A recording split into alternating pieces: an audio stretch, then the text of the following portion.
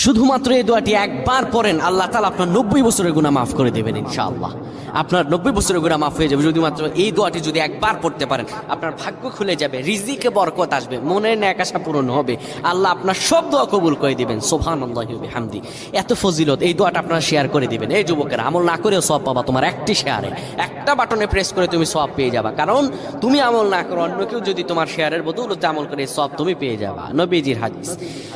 আমার ভাইয়েরা, আল্লাহর কাছে দোয়া করা, আল্লাহর কাছে দোয়া চাওয়া, এটি হলো মুমিনদের কাজ। আমার আল্লাহ বান্দাকে বলেন, বান্দারে উদউনি আস্তাজিব লাকুম, আমার কাছে চাও, আমার কাছে চাইলে আমি আল্লাহ তোমাকে দিয়ে দিব।